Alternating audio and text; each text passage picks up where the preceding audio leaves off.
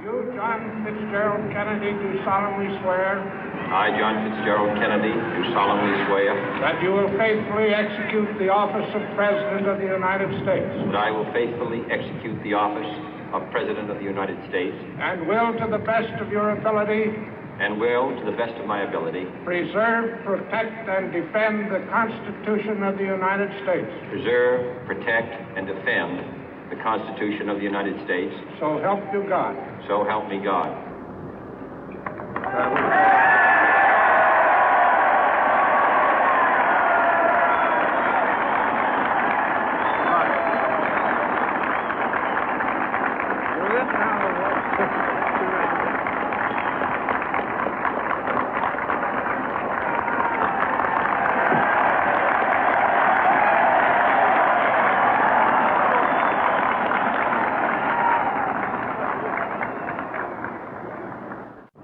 Vice President Johnson, Mr. Speaker, Mr. Chief Justice, President Eisenhower, Vice President Nixon, President Truman, Reverend clergy, fellow citizens. We observe today not a victory of party, but a celebration of freedom, symbolizing an end as well as a beginning, signifying renewal as well as change. For I have sworn before you and Almighty God the same solemn oath our forebears prescribed nearly a century and 3/4 ago. The world is very different now, for man holds in his mortal hands the power to abolish all forms of human poverty and all forms of human life. And yet the same revolutionary beliefs for which our forebears fought are still at issue around the globe. The belief that the rights of man come not from the generosity of the state, but from the hand of God. We dare not forget today that we are the heirs of that first revolution.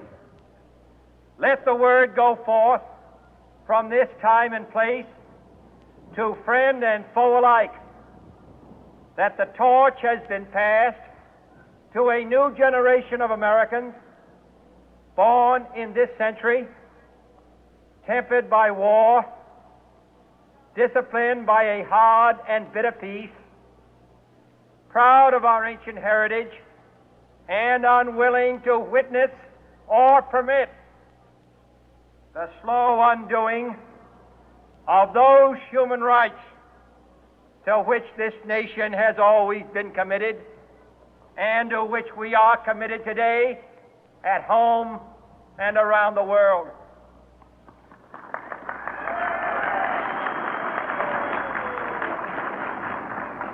Let every nation know, whether it wishes us well or ill, that we shall pay any price, bear any burden, meet any hardship, support any friend, oppose any foe to assure the survival and the success of liberty.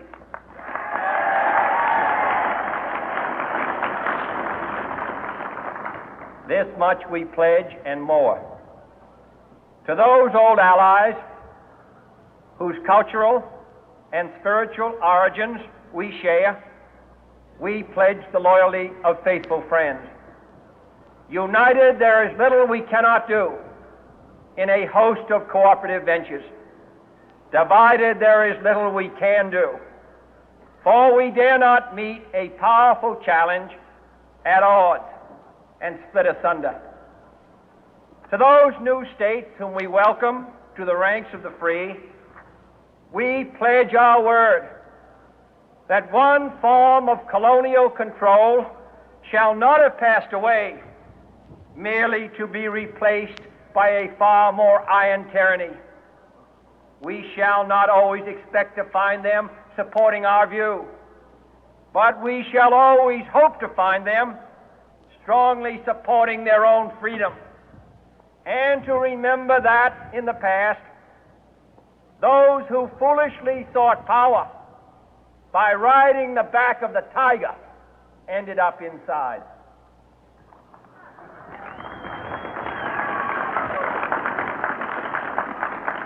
To those people in the huts and villages of half the globe struggling to break the bonds of mass misery, we pledge our best efforts to help them help themselves for whatever period is required, not because the communists may be doing it, not because we seek their votes, but because it is right.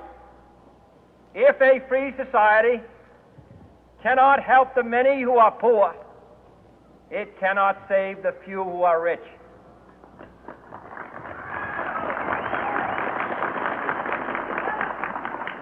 To our sister republics south of our border, we offer a special pledge to convert our good words into good deeds, in a new alliance for progress, to assist free men and free governments in casting off the chains of poverty.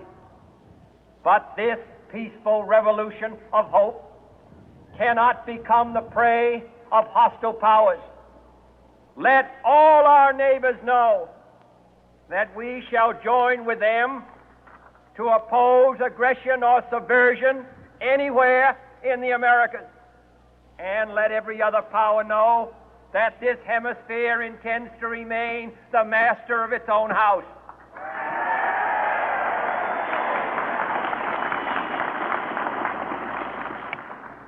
To that World Assembly of Sovereign States, the United Nations, our last best hope, in an age where the instruments of war have far outpaced the instruments of peace, we renew our pledge of support to prevent it from becoming merely a forum for invective, to strengthen its shield of the new and the weak, and to enlarge the area in which its writ may run. Finally, to those nations who would make themselves our adversary, we offer not a pledge, but a request that both sides begin anew the quest for peace. Before the dark powers of destruction, unleashed by science, engulf all humanity in planned or accidental self-destruction, we dare not tempt them with weakness, for only when our arms are sufficient beyond doubt can we be certain beyond doubt that they will never be employed.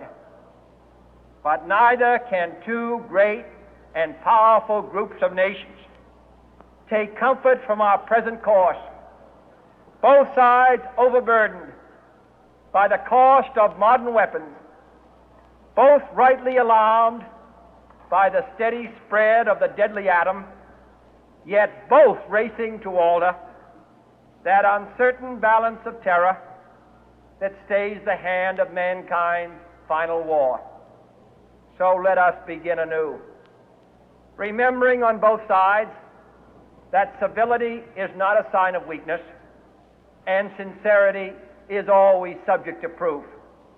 Let us never negotiate out of fear, but let us never fear to negotiate.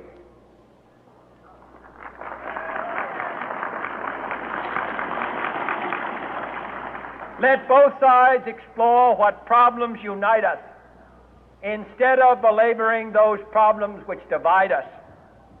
Let both sides, for the first time, formulate serious and precise proposals for the inspection and control of arms, and bring the absolute power to destroy other nations under the absolute control of all nations.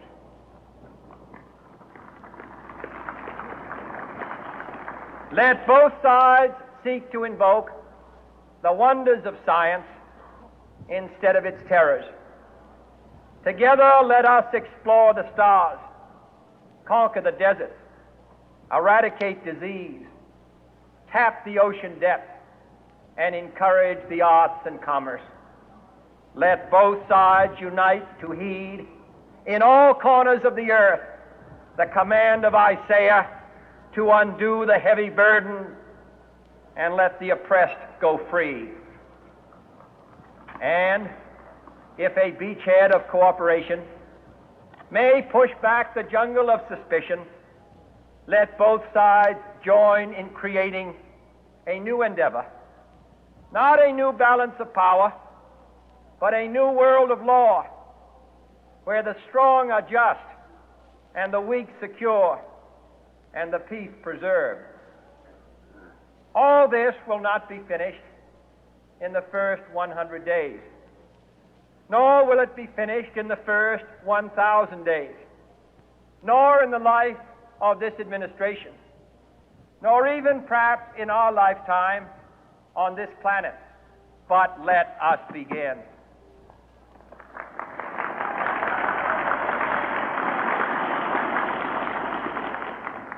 In your hands, my fellow citizens, more than mine, will rest the final success or failure of our course. Since this country was founded, each generation of Americans has been summoned to give testimony to its national loyalty. The graves of young Americans who answered the call to service surround the globe. Now the trumpet summons us again, not as a call to bear arms, though arms we need, not as a call to battle, though in battle we are, but a call to bear the burden of a long twilight struggle, year in and year out, rejoicing in hope, patient in tribulation, a struggle against the common enemies of man, tyranny, poverty, disease, and war itself. Can we forge against these enemies a grand and global alliance, north and south, east and west, that can assure a more fruitful life for all mankind? Will you join in that historic effort?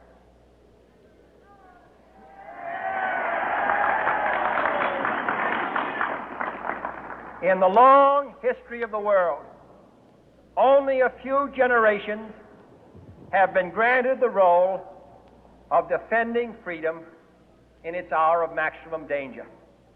I do not shrink from this responsibility. I welcome it.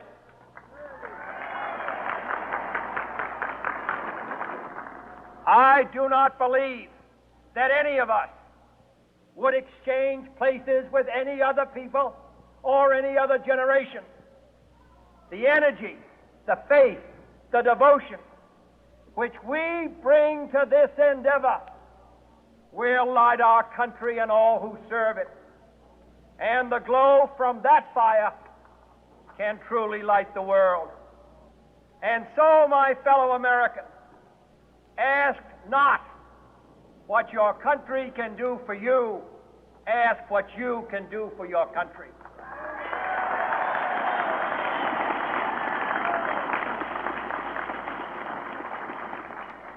My fellow citizens of the world, ask not what America will do for you, but what together we can do for the freedom of man.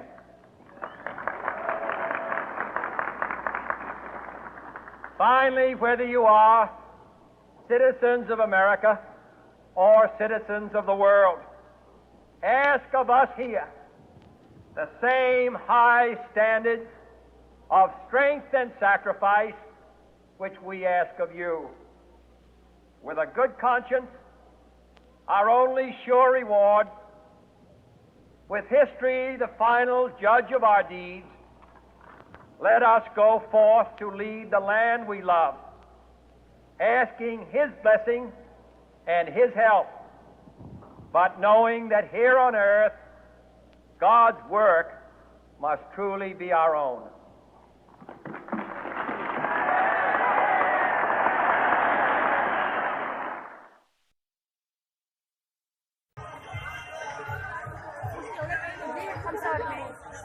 الله يسهل لك يا حاجه. الله احنا كنا هنا دلوقتي المتعلقين دول لا ولا عايزه ايه؟ افتح يا ست. ما دول حلوين طب ودول بقى زي ما انت جايبين. يا بنت النور.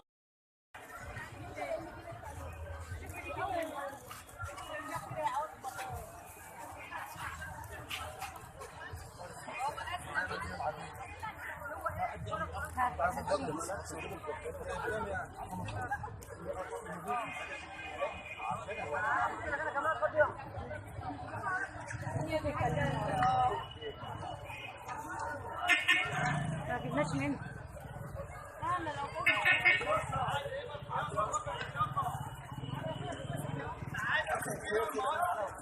ما راحوا فين يا داي؟ جينا.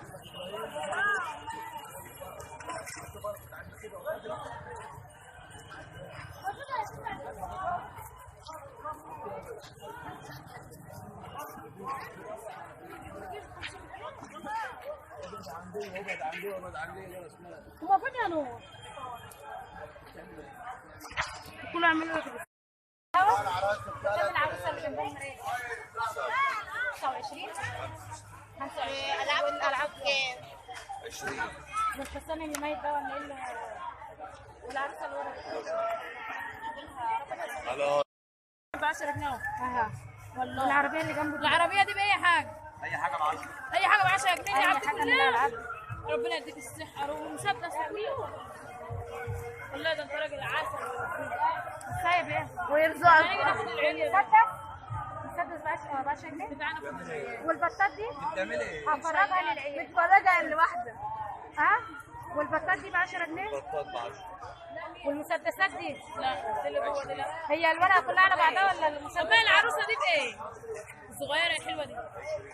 20 جميله. والله كل وهي واحد بنت الدكتور دي بايه؟ احسن ب 20. اي حاجه من ورا كده ب 20 ده كله ب 10. الدكتور ده كله ب 20؟ اه والعروسه ام مريم كله دي برده ب 20.